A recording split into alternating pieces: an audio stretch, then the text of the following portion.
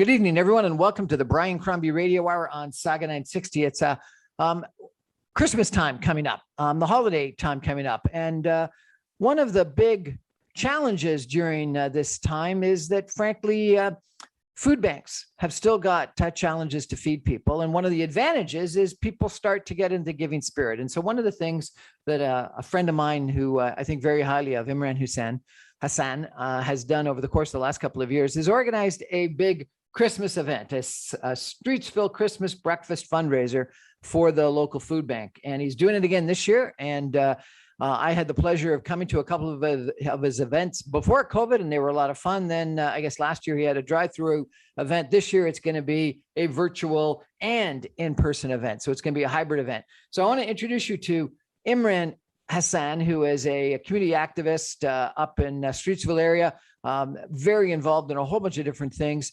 Imran, how are you? Welcome to our show. Good evening, Brian, and your listenership and viewership. Thank you very much for having us and talking about this initiative in benefit of Eden Food for Change. Fantastic. And this is your fourth annual? Indeed, it is. And as you so well pointed out, Brian, you were with us from the inception when we held our first event at Drake Pub 3 years ago.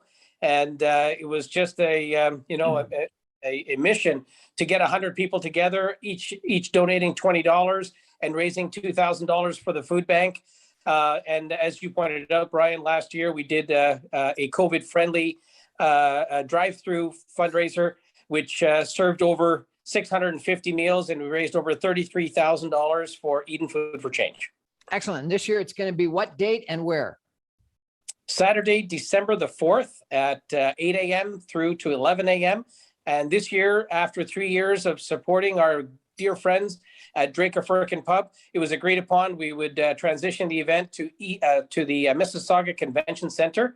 And we're looking forward to serving over 1,000 meals and raising lots and lots of awareness and feeding lots of kids, because at our events, Brian, kids eat free. Fantastic. And the beneficiary is the Eden Food for Change. And with us tonight is the executive director of the Eden Food for Change, Peter Costello. Peter, how are you? Great. Thanks for having us on there, Brian. I mean, Eden has been celebrating this event for 4 years, along with everybody else in the community.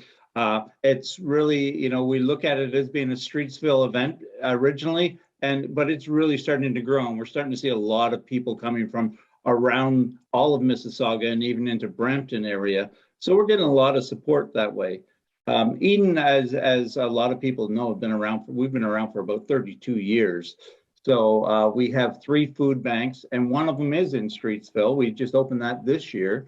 But yeah, with all the challenges of COVID and everything else, last year was a bit of a risk where we thought, can we do an event outdoors and do it COVID friendly and COVID safe? And would people be interested? And we found that people loved it, and they were out there really, really in huge numbers. And so we said, let's raise the bar and challenge it a little bit further. And so we're doing this event for 1,000 people to come through. And like Imran says, it's a focus on family. We're not asking for a lot of money from each family. We're looking at $25 for adults, and then all the kids can eat free. So like last year, we would have a mom come in her van, and she had 5 kids, and she couldn't believe that we were giving her the food, but also the 5 kids food at the same time. And it's kid-friendly food. We're talking pancakes and scrambled eggs and chicken sausages and maple syrup. So it's a fun family event that's targeted to be able to have every family in Mississauga enjoy it and not feel stretched. Fantastic. And the musical entertainment, I understand, is going to be the Dan Badanis Jazz Band. And we're joined tonight by the founder of the Dan Badanis Jazz Band, Dan Badanis. Dan, how are you? I'm great, Brian. And I think what Imran and Peter and yourself have been doing in terms of community involvement, community activism, in terms of not only setting out to achieve certain things with respect to charitable fundraising, but accomplishing a tremendous amount. Peter, I would wonder 2 things, and not to need an answer immediately. I don't want to put you on the spot. I wonder how many people have you served over the years? And, you know, how much have you taken in? How much have you put back into the community? Because what you do with Eden Food for Change is absolutely incredible. And I also have to say, Imran Hasan, you know, what we didn't mention here is he was recently appointed the chairman of Peel Crime Stoppers. I think he's on almost every charitable board going. And when he puts his touch to any kind of a charitable event, it's the equivalent to the Midas touch. And the man is amazing in terms of what he raises, how he does it, and the respect he gathers from those who volunteer on the committees he puts together. Dan, thanks so much for joining us tonight. We're going to take a break for some messages and come back more with Imran, Peter, and Dan in just a minute. And we're going to actually focus in our next segment, Peter, a little bit about some of the questions that Dan was very justifiably asking you, because we really want to know, you know, how bad is the food challenges in Mississauga, and how beneficial have food banks been? Stay with us, everybody.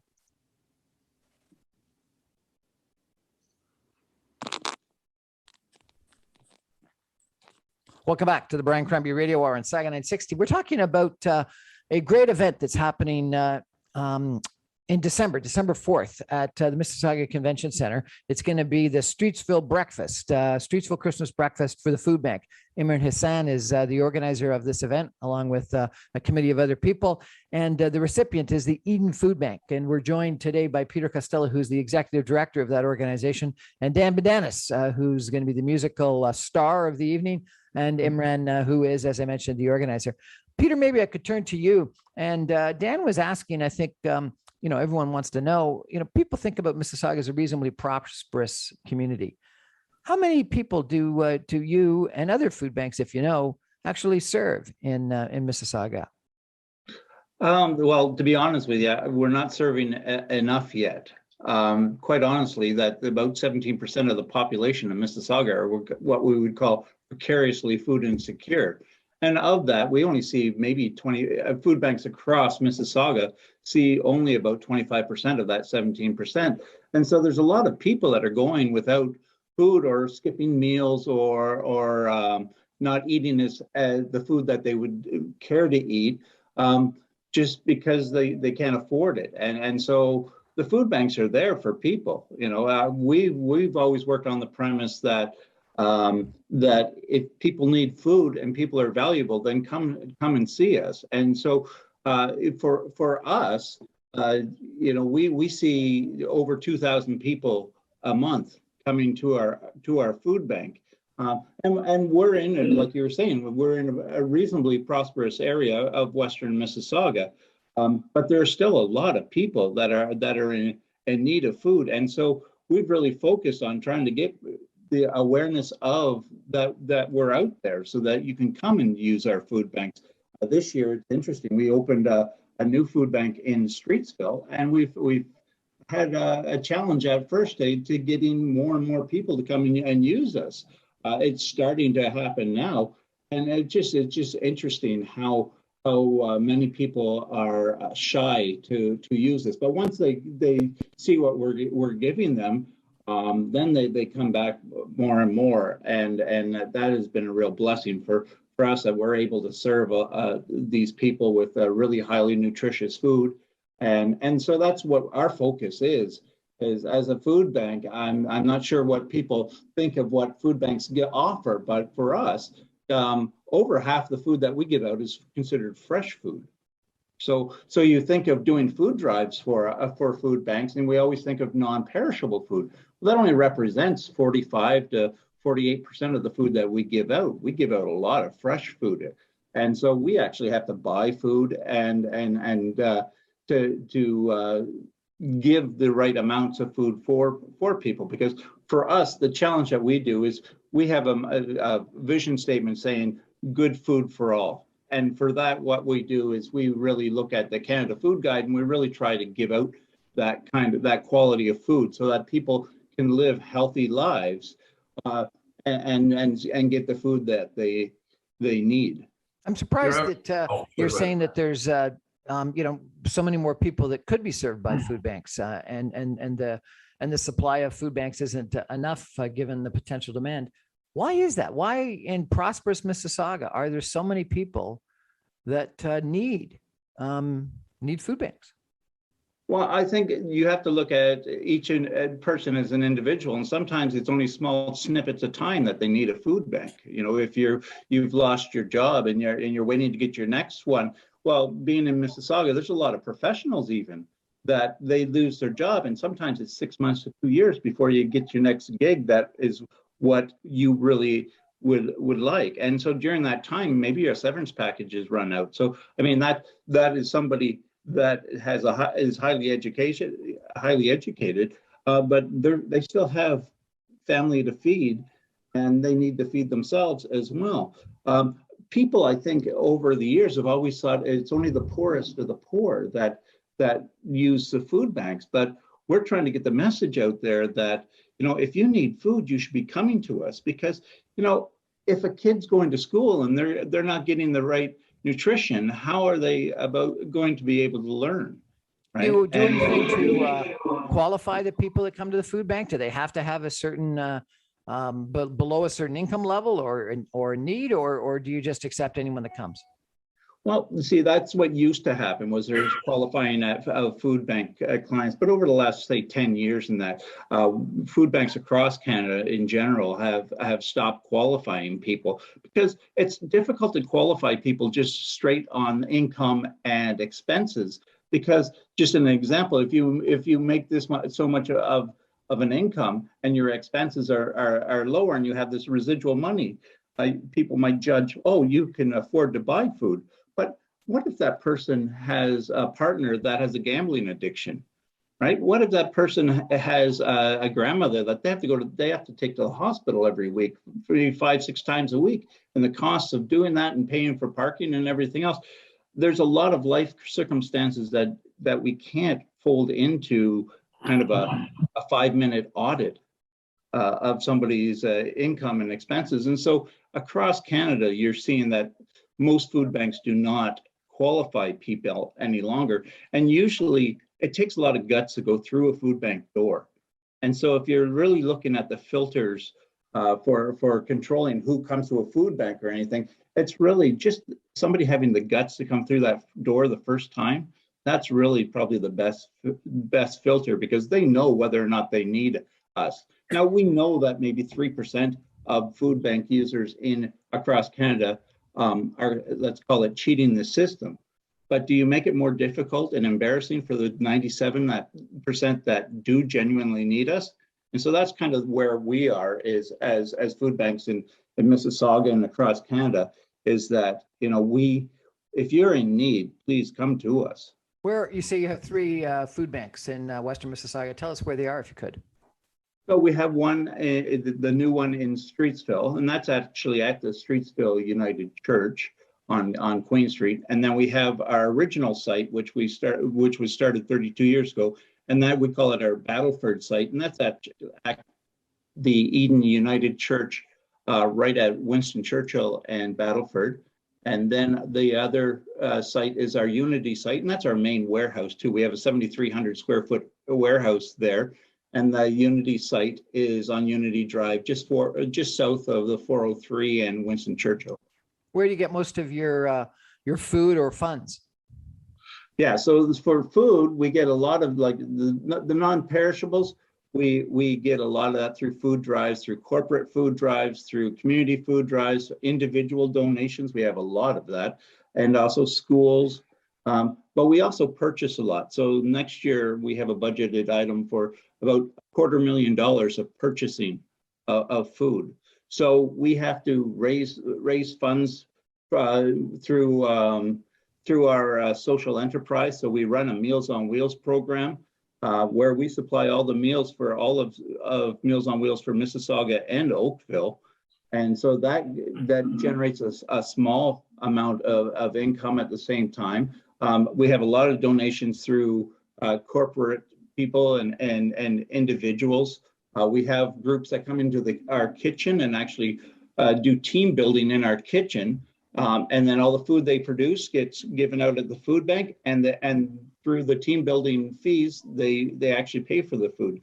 So we have a lot of non-traditional ways of getting food for people, and also getting the funds. But and over the last 2 years with COVID, there's been a lot of support from the government, the different levels of government, federal, provincial, and municipal. But we've also seen a lot of people that have really give to from the community, give to us. So we've had that great blessing over the last couple of years. While there's all that challenge, that there's been a good opportunity to have people donate to us and share with us. And so also events like the events like Breakfast with Santa, you know, they're huge fundraisers for us, because some of our fundraisers we've had to close down during COVID. Yeah. Okay. So Imran, why did you get so motivated to help out Eden Food Bank? Well, listen, Brian, when you see the need for, food in the community, and you love the community you live, work, and raise your family in, you want to do something to help give a hand up to the community in need. And I want to add to what Peter was saying earlier. It does take a lot of courage for someone to come through those doors at the food bank. But the one thing that, I want to highlight is that Eden Food for Change really treats its clients with dignity. It not only is a food pantry that has a warehouse of 7,300 square feet, filled with perishable and non-perishable food items, but we also have a learning kitchen. And not only do we do fundraising events with our business community, but we also teach those who are our clients how to prepare healthy, fresh meals so that they're able to provide those nutritious meals for their own families. But also it's a transferable skill that one day through those learning abilities, they can go out, get a job, and contribute and eventually get off the food bank. Dan Badanis, you've been involved in so many different charitable activities and events, both as a performer, but also as an organizer and MC, et cetera. What motivated you to help out Eden for Change? Well, Eden for Change is right beside a place where I studied martial arts for many years, Mississauga Martial Arts on Unity Drive. And so, I saw it every day. I saw people coming in and out.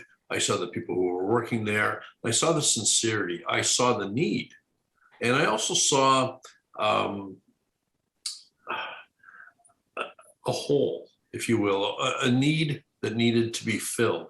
And I just felt that it was providing such a vital avenue to those who are struggling or food insecure, as Peter used the term. I just thought, oh, this is so valuable. And when Imran brought it to my attention, I thought, you know what, I'd love to be involved in supporting this. Peter, I do have a question for you, though. I'd love to ask it. I've just been chomping at the bit here. So let's say somebody was to give you $500 as a donation. And this is a multi-part question. So if they were going to write a check to the Eden Food Bank donating $500, A, would they get a tax receipt? B, would it be better for them to give you $500 worth of food and donate it, or the $500 worth of cash to go and buy the food, because maybe your purchasing power might go further? If you could elaborate on that at some point. And Brian, if you had other questions for me, that's fine. But I was dying to ask Peter that question. What do you say, Peter? Yeah. So when people donate, or if they're asking the question, should I donate money or should I buy the food and donate it? The money for us, we have a lot of connections when it comes to purchasing food. We're down at the Ontario Food Terminal every week. We have a refrigerated truck, and we purchase skids of fresh vegetables. We purchase, and we also get a lot of donations as well, because it's very uncommon for the food people at the food terminals to have food banks actually purchasing from them. And so they tend to give us a lot of food at the same time. The other thing is that because we focus on trying to get nutritious food to people, we're very intentional on what we buy, and we know what we need from an inventory standpoint. And so having the money helps us to buy. And when I'm talking about buying, I'm talking about buying $14,000 worth of dried beans and chickpeas and things like that. We buy huge quantities of it. In my warehouse right now, we've got about 5,000 pounds of green lentils, and we make meals with it. We donate it. We don't donate it. We give it out at the food bank as dried product as well. We do culturally appropriate meals with it. And so giving us the money directly allows us to have that flexibility. And then the other aspect of it that a lot of people maybe don't realize is that it's expensive to run a food bank. We have a small staff. We have a lot of volunteers. We have over 150 volunteers that work with us, but we still have to pay rent. And we've got the 3 food banks, some of which we don't pay rent at, but our warehouse and one of our other food banks, we do have to pay rent.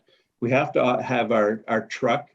We have 2 trucks and we run that. So, there's a lot of expenses that go on in with that. And finally, yes, we do give tax receipts to a full tax receipt for the money that's given.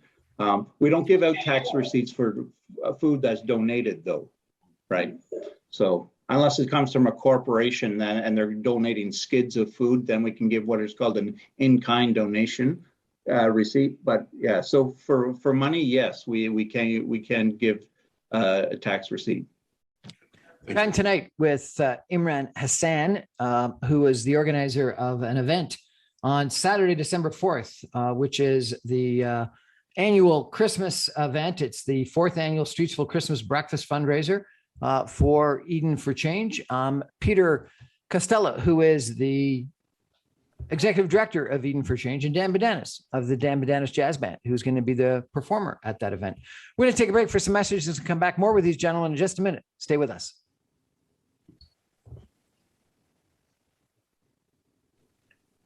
Welcome back to the Brian Crombie Radio on Saga 960. We're joined tonight by Imran Hasan, who is the organizer of an event coming up on December the 4th. It is the 4th annual Streetsville Christmas Breakfast fundraiser for Eden for Change, the Eden Food Bank. We also have Peter Costello, who is the executive director of Eden for Change, and Dan Badanis, who is the founder and drummer of and leader of the Dan Badanis Jazz Band that's going to be performing at this event. Imran, tell us a little bit about the event. What's the format? What's going to be happening? Is it going to be any fun? Like, come on. Well, thanks.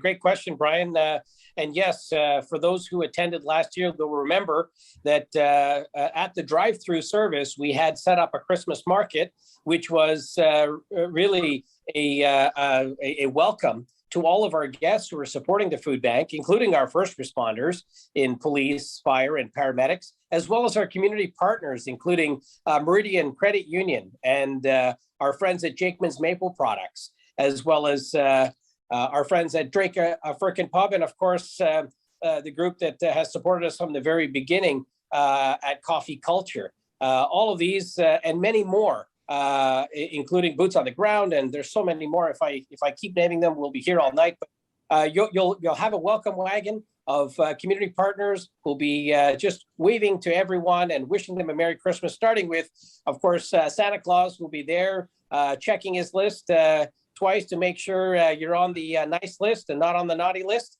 And of course, our marshal has always been from inception. Our forever mayor, the legendary Hazel McCallion. She's only 100 years young this year. And I reached out to her earlier and she asked me to remind her about the date so that she can make it there. And in years past, we've even had our hockey legend, Paul Henderson, who's come out, as well as Nav Bhatia, the super fan. And this year we have some other surprises in store, which you'll have to wait and see on the day of the event as to who's going to make an appearance. So lots of great local celebrities, Brian. And of course our friend Dan Badanis, who is so gracious and so kind and so just so generous in volunteering his time and his band to come out and play his creative.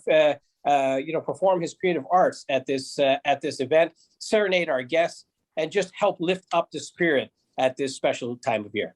Dan, tell us a little bit about the type of music the Dan Badanis Band plays, and what we're in store for on December the 4th. Well, Brian, the Dan Badanis Band actually has a Christmas book, and the Christmas book is sits on the shelf behind me. I can just reach for it. It's actually a huge, thick book with virtually every worthwhile Christmas carol and Christmas tune out there. And we'll be performing from 9:30 until noon. The guys in my band are wonderful musicians. Pat LaBarbera is playing saxophone. Pat played with Frank Sinatra for many years. He played and toured with Tony Bennett. On keyboard is Bernie Sinensky. Bernie Sinensky, I apologize. Sorry, Bernie cannot make that gig. That's right. So we have a sub coming in, Jeff McLeod, who's a wonderful keyboard player and a professor of music, jazz, and Berklee College of Music graduate. On the bass, we have a Mississauga resident named Pat Collins. And Pat Collins is just, I look forward to every time I have the opportunity to share a stage with him. He's played with Oscar Peterson, Diana Krall. He was a professor at Mohawk and still is a professor at Mohawk Music Program for many years. And performing music of any style with these guys is always a treat for me, just to share a stage. It's a privilege. And we're looking forward to just bringing Christmas cheer and Christmas spirit to those in attendance. Dan Bedenis Band is an excellent band. I've had the privilege of listening to you on numerous occasions. You had a gig that went on for quite a long time at a hotel in Toronto, did you not? We were at the, yes, we were lucky enough to have a gig at the Intercontinental Hotel right at the corner of Front and Simcoe in Toronto, and it was attached to the Metro Convention Center. We performed 5 hours a night in a restaurant called Azure. We were there for many years, and that was the hub for Entertainment Tonight and TIFF Film Festival. We were lucky enough to be the official jazz band of the G20 Summit. And, we played for a number of great celebrities who came through, stayed at the hotel, and became friends of the jazz band. And one of the things we do is we play jazz from the Great American Songbook. So the Sinatra music and things like that. And, we might play Fly Me to the Moon 3 or 4 times a night because the audience would change over. Anywhere from 4 to 5 times a night. And every time we played it differently. We played it with a great enthusiasm and passion. And the people left being totally satisfied with the music we played. So because of that, they continued to extend their contracts in 6-month tranches. And according to the Toronto Musicians Association, Local 149, that's our union, that was the longest running jazz gig in Canadian history. Longest running jazz gig in Canadian history. Sounds great. And Imran, you got him to come to your event. And I understand, Imran, that you've raised a fair amount of money in the past. Tell us about that. Well, year to date, in year one, we aim to raise $2,000 at this food bank fundraiser. And we knocked it out of the park by raising $5,100. And then in year two, we aim to raise $5,000. And we again knocked the lights out and raised $13,000. And then in year three, we wanted to raise $10,000 because it was COVID. We didn't think it was, possible, but with the grace of God and the support of the community, we raised over $33,000. So year to date, $33,000, fantastic. 33, and then year to date total is over 50K.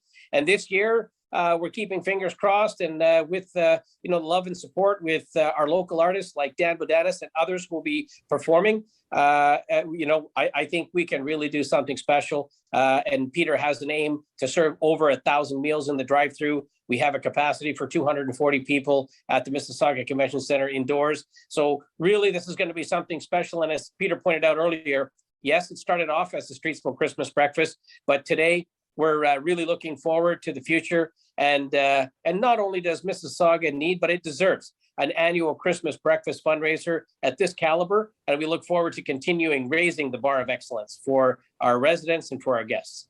I had the privilege of being a server at one of the food bank events that occurred down in the Lakeshore. Do you have any celebrity servers? Can I apply? Well, listen, Brian, it'd be an honor and a pleasure to have you there. So, I'm going to take you up on that offer and add your name to the list. So don't think I'll forget. I'll be calling you as soon as this recording is over. I want to ladle out the maple syrup. That's what I want to do. Sounds fantastic. So, Peter, let's get serious again for a second, if we could. You think about what's happened in the last year and a half. Lots of people have lost their jobs. Lots of restaurateurs have struggled. Lots of small businesses have shuttered down. What's happened to food bank usage during COVID-19? Yeah, so we have seen an increase, kind of a general increase of about 17%. 17% increase. Yes. We initially saw a 30% increase on the short term, and then but it's been year over year. It's been 17%. We're actually kind of trying to hedge against what might be coming down the pike in the next year. largely because with the inflation rate that is happening right now, like last month was at 4.4%. We're really worried that one way to deal with inflation is increase incrementally the interest rates. So if Bank of Canada moves interest rates up slightly, we're going to see a lot more demand on the food banks, and so we're preparing for that. We've increased our capacities because rent is so high for warehouses. We're actually putting in a second story within our own warehouse so that we can serve more people more quickly. We've actually designed an online ordering system where, just like any grocery store, you can order your food and choose your food online so that we can expedite food a lot more quickly. Before COVID, it took about half an hour to 45 minutes to choose the food for clients to choose their food. We got it down to about a minute and a half to serve a family during COVID, but that was completely socially distanced. Now that it's opening up and people are coming back, we're trying to create a way that people can still choose, but we can be able to handle the higher numbers of people that are using and families that are using. And for us, it's not just about giving people food, but it's giving food that they want and food that they can use. And so, as you know, with Mississauga, the demographics of Mississauga is so dynamic. We focus on a lot of culturally appropriate food. So we have over 30% of our clientele require halal, right? And so we do a lot of Middle Eastern food and South Asian foods out of our kitchen so that we have product for people to take home that they would use, because there's no sense us giving them food that they can't eat or won't eat or don't know how to cook. Remember, we see a lot of new to Canada families that use the food bank until they're more stable and on their feet by emigrating to Canada.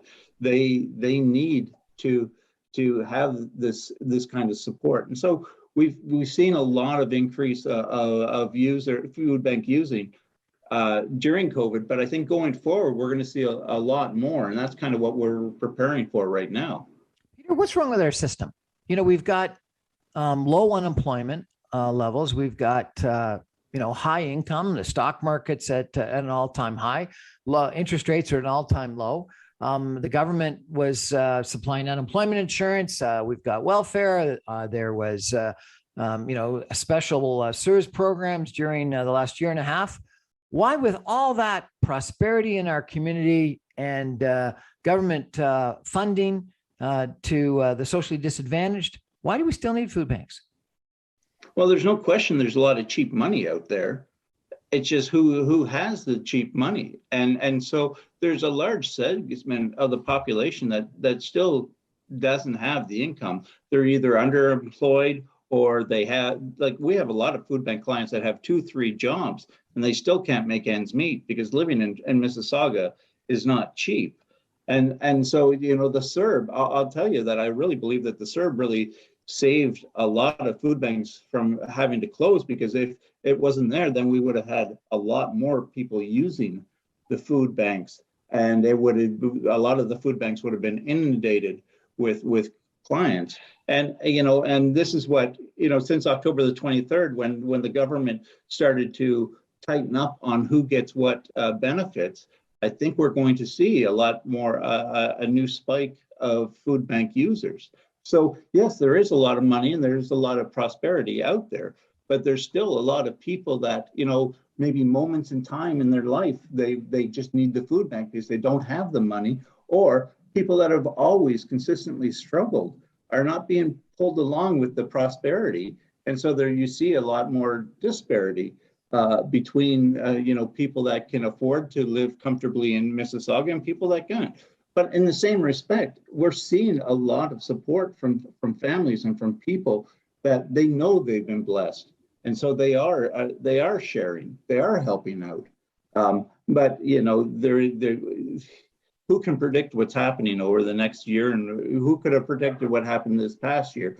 So, we're always trying to plan and hope for the best, but we also have to be prepared for greater challenges. And, during the Christmas season and the holiday seasons, and, we just had Diwali, and we see a lot of generosity out there from the community. But come the spring and in the summer, we see that really wane. And so this time of year, we have to kind of harvest where we can and prepare for the future, because it's giving is very seasonal when it comes to food banks. Really, giving is seasonal. I guess that makes sense.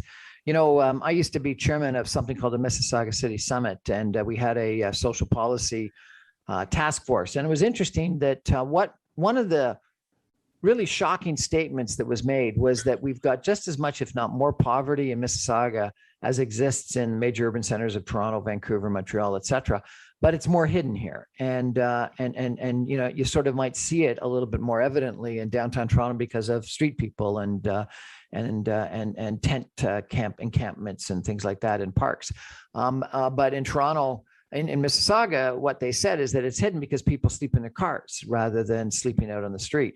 And so some of the things that they did is they had a couple of different events, and different organizations have sponsored this for people to get a sense of what it's like. And I remember one night, I think it was called Coldest Night of the Year, I spent out sleeping in a car overnight to see what it would be like sleeping in a car overnight.